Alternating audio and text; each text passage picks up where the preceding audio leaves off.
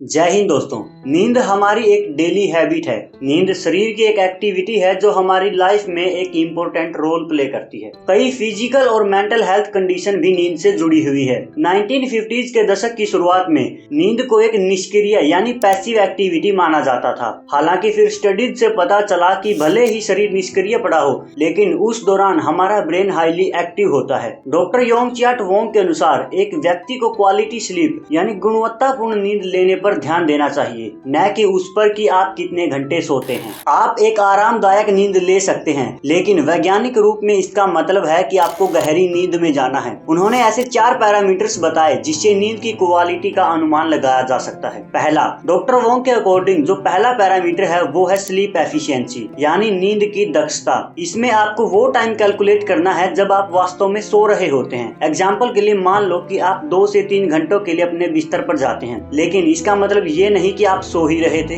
एक ideal sleep का time आपके बिस्तर पर वास्तविक समय का लगभग 85% होना चाहिए। दूसरा पैरामीटर यह है कि आप रात में कितनी बार जागते हैं। कभी कभी आप रात में कई बार जागते हैं और यह आपकी गहरी नींद के घंटों की संख्या को बदल सकता है। यदि आप अपनी नींद के घंटों के दौरान जागते हैं तो यह आपकी नींद की क्वालिटी को कम कर देता है। डॉक्टर वोंग कहते हैं कि आप रात में जितना कम जागते हैं उतनी ही नींद की क्वालिटी बेहतर होती है। तीसरा पैरामीटर है स्लीप लेटेंसी। सरल शब्दों में इसका मतलब है कि आपको सोने में कितना टाइम लगता है। एक हेल्दी क्वालिटी स्लीप में सोने के लिए एवरेजली 30 मिनट्स का टाइम लगता है। अगर आपको सोने में 1 घंटा या फिर उससे अधिक का समय लगता है तो इससे इंसोम्निया यानी अनिद्रा की संभावना बढ़ जाती है। इसका फोर्थ पैरामीटर सोने के 20 मिनट के अंदर जागना है, यानी आप सोते ही अचानक जाग जाते हैं तो यह आपकी नींद की क्वालिटी को डाउन कर सकता है। दोस्तों, इन 4 पैरामीटर्स की हेल्प से आप पता लगा सकते हैं कि आपकी नींद की क्वालिटी कैसी है। लेकिन तब क्या होता है जब हम अच्छी नींद नहीं लेते हैं? यह जानने से पहले यह समझना जरूरी है कि नींद हमारे शरीर पर क्या प्रभाव डालती है। नींद का पहला इंपॉर्टेंट फंक्शन है कंसोलिडेशन यानी समेकन। नींद के दौरान हम सोचते हैं कि हमारा शरीर कुछ नहीं कर रहा होता है, लेकिन वास्तव में हमारा ब्रेन बहुत कड़ी मेहनत कर रहा होता है, क्योंकि ये उस टाइम शॉर्ट टर्म मेमोरी को लॉन्ग टर्म मेमोरी में कन्वर्ट कर रहा होता है और साथ ही ये और भी बदलाव कर रहा होता है और इसी प्रोसेस को समेकन यानी कंसोलिडेशन कहा जाता है। जब हम जागते हैं तो दिन के दौरान हम जो सीखते हैं और अनुभव करते हैं वो यादें ब्रेन के एक हिस्से में टेम्परेरी बॉक्स में जमा हो जाती है। लेकिन यह रात में ही होता है जब हमारा मस्तिष्क हमारे अनुभवों को टेम्परेरी स्टोरेज से निकालकर परमानेंट स्टोरेज में ट्रांसफर करता है। इसलिए कंसोलिडेशन की प्रोसेस जरूरी है, क्योंकि इसी की वजह से हम भविष्य में पिछली जानकारियों को याद कर पाते हैं। नींद का दूसरा इंपॉर्टेंट फंक्शन है ग्रोथ एंड रिपेयरिंग का।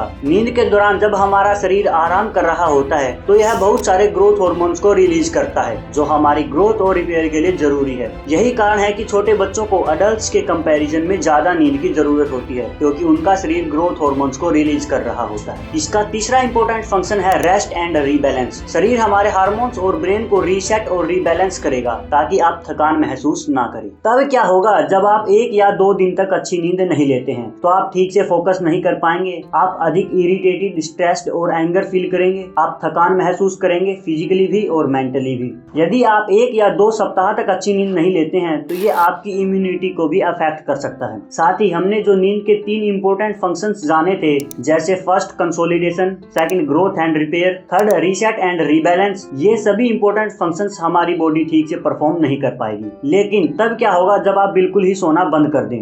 बिना नींद के पहले 24 घंटों में आपको थकान महसूस होगी और आपकी अलर्टनेस कम हो जाएगी। 36 घंटों बाद आपको माइक्रो स्लीप्स होने लगेंगे। ये छोटे छोटे स्लीप पीरियड होते हैं जो 30 सेकंड से कम की नींद होती है। ये माइक्रो स्लीप्स आपको कब आएंगे और कब चले जाएंगे आपको पता भी नहीं चलेगा और इससे आपकी मेमोरी और डिसीजन मेकिंग पर भी असर पड़ेगा। बिना सोए हुए 48 घंटों बाद आपको हेलुसिनेशन होने लगेगा, मतलब आपको ऐसी चीजें दिखाई और सुनाई देने लगेंगी जो एक्चुअली में है ही नहीं। 72 घंटों बाद आपका जो रियलिटी का परसेप्शन है वो पूरी तरह से डिस्टॉर्ट हो जाएगा। आपके लिए अपनी आंखें खोलकर रखना अनबियरेबल हो जाएगा। अब ऐसे में सवाल ये उठता है कि आप अच्छी नींद कैसे ले सकते हैं? अच्छी नींद के लिए आपके दिमाग को सोने के लिए तैयार करना बेहद जरूरी है। इसके लिए आपका बेडरूम कंफर्टेबल होना चाहिए, टेम्परेचर नॉर्मल होना चाहिए और जब आप सोने के लिए तैयार हो रहे होते हैं तो आप हाईली एक्टिव और स्ट्रेस्ड नहीं होने चाहिए। यह कहना आसान है लेकिन करना नहीं। इसमें आपको सोने से 1 घंटा पहले स्क्रीन देखना बंद कर देना है, यानी टीवी, लैपटॉप, मोबाइल एक्सेट्रा आदि का यूज नहीं करना है, क्योंकि ये मेलाटोनिन को नियंत्रित करते हैं।